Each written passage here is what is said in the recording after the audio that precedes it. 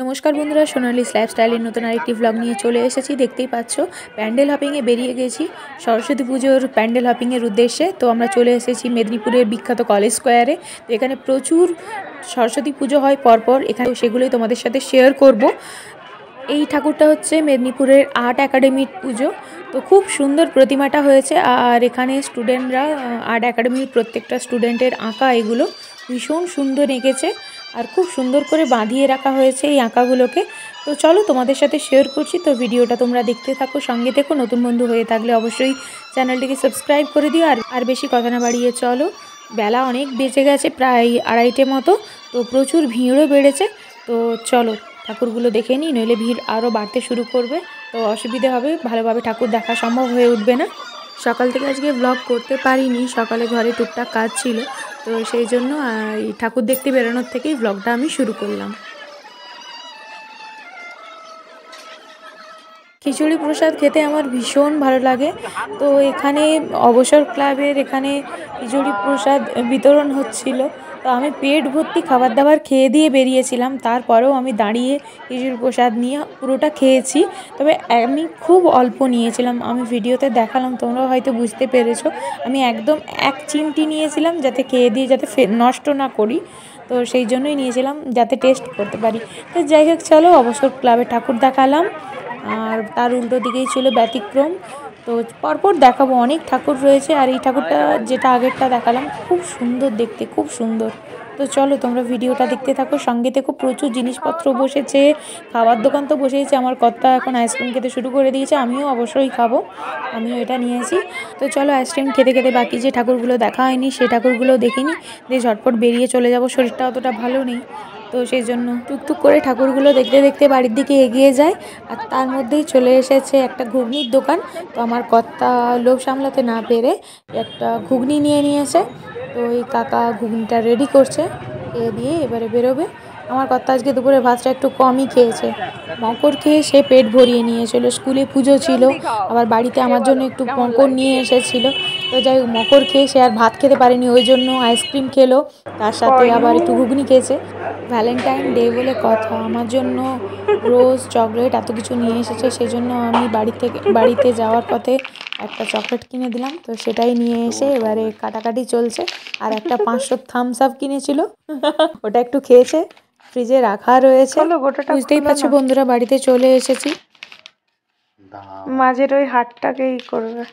হাট বাজার কোথায় আছে? খোলো গোটাটা। এটা আমার তরফ থেকে ভ্যালেন্টাইন্স গিফট। মাঝের হাট কোথায় আছে? আছে, খোলো। তো যতটুকু ভিড়ের মধ্যে টাইম লেগেছে, নইলে আমরা কোনো রকমে গেছি কি এসেছি, অতক্ষণ থাকিনি। আমার শ্বশুরবাড়ি থেকে কলেজ মাঠ একদম সামনে, হেঁটে যেতে পারতাম, কিন্তু হেঁটে যাইনি, কুড়েমির জন্য একটু গাড়িতে করেই চলে গেলাম। আবার ওখানে গিয়ে আবার স্ট্যান্ডে 20 টাকা দিয়ে গাড়িও রাখতে হয়েছে, সে আরেক ঝক্কি। গাড়ি রাখার জন্য কত দূর দূর যেতে হয়েছে গাড়ি রাখতে।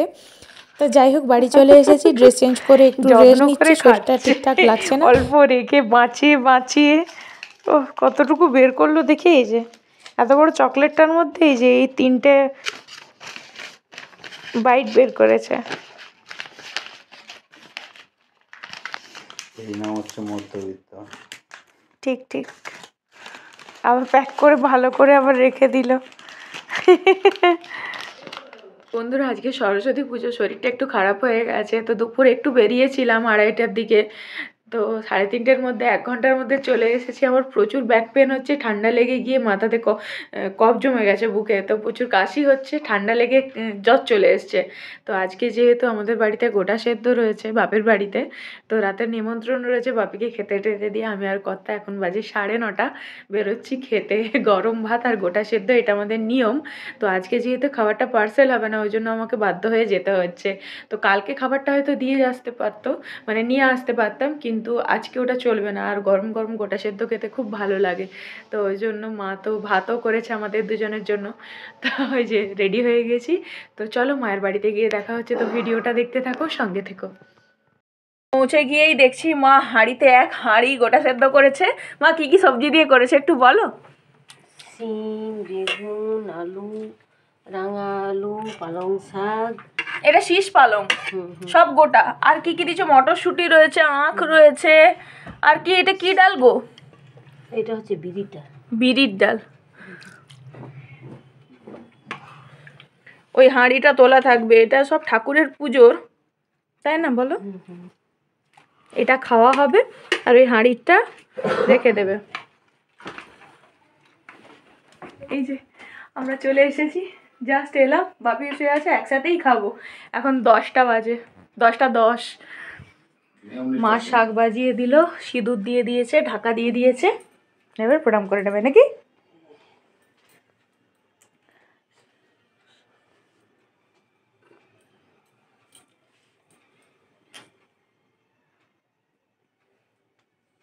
তারপরেই আমরা খেতে বসবো।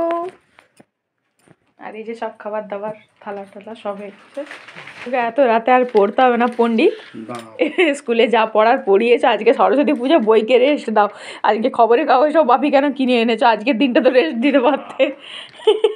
আজকে আসানসোলে পেপার এলো বলে আমরা দেরি হয়ে গেল, 7টা মিনিট জানলাম। খেয়ে খেয়ে ভুঁড়িটা দেখো কি করেছো। হ্যাঁ, তো খেতে ছাড়েনি। খেতে পাইনি এখনো। হ্যাঁ, খেতে পাইনি। আজ বড়বাবু খাওয়ালো, জানা কি খাওয়া? সকালবেলা খাওয়ালো খিচুড়ি আর পাঁপড় ভাজা আর দারুণ সব জিনিস দিয়ে চাটনি, মানে ফ্রুটস চাটনি, তাই তো? চাটনি, হ্যাঁ, তারপরেতে ফুলকপির তরকারি। হ্যাঁ দাঁড়াও, বাপি কি বলছে আজকে? এইসব খাওয়ালো। বড় রাত্রে খাওয়ানো হবে ওই কি বলে, ওই লুচি। লুচি নয়, সেই মোটা মোটা জিনিসগুলো, লুচির থেকে আরো বড়। কি বলে গো? রাধা বল্লভী। ও রাধা বল্লভী। আর 20 কেজি পনির হয়েছে 150 জনের। আচ্ছা। আর চাটনি হবে আর মিষ্টি। বাবা, তুমি তাহলে তো রাতের খাবার মিস করে গেলে। খাবার মিস, কাল সকালে অ্যাটেন্ড করবো মাংসের খাবারে। বাবা, ওর এখন ষষ্ঠম করে খাবার দেওয়া চলছে এখন খুব। কাল আর সকালে- ভুঁড়িটা আর মানে কমবে? ভুঁড়ি আর কমবে না। চলো উঠো, এবার মা খাবার বাড়তে শুরু করে দিয়েছে। এত বড় বড় বাটিতে। কলেজের ছাত্রটা ভেতরে দিচ্ছে বিরাট রাইস। হ্যাঁ, পাতা দিচ্ছি, দাঁড়াও। কোথায় লিখেছে? মেদিনীপুর কলেজে ষষ্ঠমটা করো। দাঁড়াও।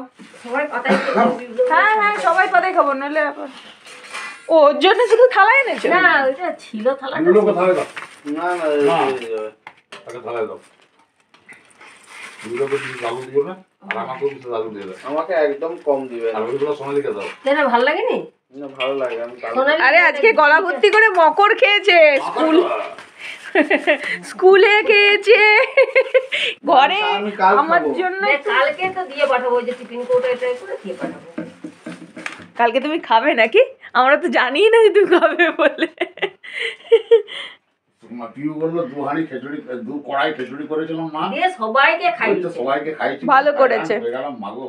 ও পূজা করছে তুমি? হ্যাঁ। হ্যাঁ করেছে, দিয়ে গোটা গ্রামের বাচ্চাদেরকে খাইয়েছে, ছবি পাঠিয়েছে তো।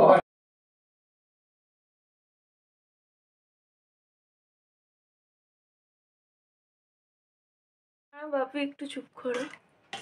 মা, এত বড় বড় বাটিতে ঢালছো? না খেতে পারবে নিজে। এরকম বাড়িতে নিয়ম প্রথা রয়েছে আমাদের সঙ্গে। এটা আমার না, পূর্বপুরুষ থেকে প্রথা রয়েছে এটা আমাদের। এই মা, আমাদের আগে এরকম বাটিতে মাংস বাড়া হতো, মনে আছে? আজকে সেই জিনিস নাম ধরতে নেই। না, আমি মা বাড়ছে বলে বলছি। তোমাদের আমাদের আমাদের এরকম বাটিতে মাংস বাড়া হতো, আর ওই ছোট বাটিগুলোতে আমাদের মানে টক খাওয়া হয়ে যেত। ওই যে চাটনি। হাঁড়িটা, হুম, ওই হাঁড়িটার 1 হাঁড়ি করে সিদ্ধ হতো। এই ওই সবচেয়ে বড় হাঁড়িটার। ওই যে যেখানে পড়ে আছে ওই হ্যাঁ, হাঁড়িটার হ্যাঁ। 1 হাঁড়ি করে হতো। তাও ছোটই পুরাতন, হতো। তাও পুরাতন। না পুলি যেত, ওই হাঁড়িটাই করে করা হতো। আমাদের হতো সেই পিতলের হাঁড়ি। না, আমাদের পেতলের হাঁড়ি তো হতো না, হতো হয়তো আগেকার দিনে। যেটি আমার করতে পিতলের হাঁড়ি। ও চলে এসো। চলো বসো। বন্ধ করো। থালা নিয়ে বসে গেছি, এই যে ঘি, লবণ আর এই যে 1 জামবাটি ভর্তি করে গোটা সেদ্ধ হয়েছে, সবাই বসে গেছি খেতে।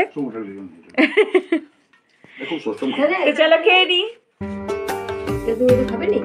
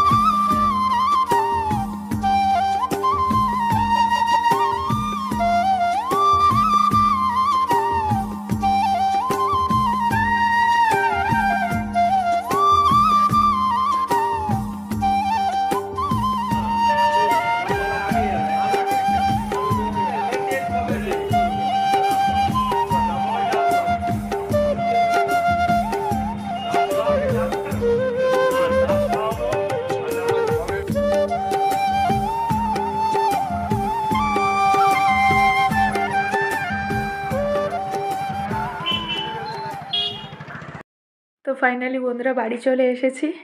আর আসতে না আসতেই ঘড়িটা খুলতে গিয়ে এই যে কাঁচটা গেল পড়ে। এই দেখো ঘড়ির কাঁচটা এই যে ভেঙে গেল আমার, এত শখের ঘড়িটা। তো যাই হোক, কাঁচটা আবার ঠিক করতে দিতে হবে, এই শোরুমে ছাড়া তো হবে না। তো দেখা যাক কী হয়। তো ভিডিওটা এখানে এন্ড করে দিলাম। ভালো লেগে থাকলে প্লিজ লাইক করো, কমেন্টে জানিও কেমন হয়েছে, শেয়ার করো সবার সাথে। আর অবশ্যই চ্যানেলটিকে সাবস্ক্রাইব করে দিও। দেখা হচ্ছে নেক্সট ব্লগে নতুন কোনো কন্টেন্ট নিয়ে। আজকের মতো টাটা। সবাই ভালো থেকো, সুস্থ থেকো, সাবধানে থেকো। আর সবাই সরস্বতী পুজো খুব ভালো করে কাটিও, আনন্দ করো।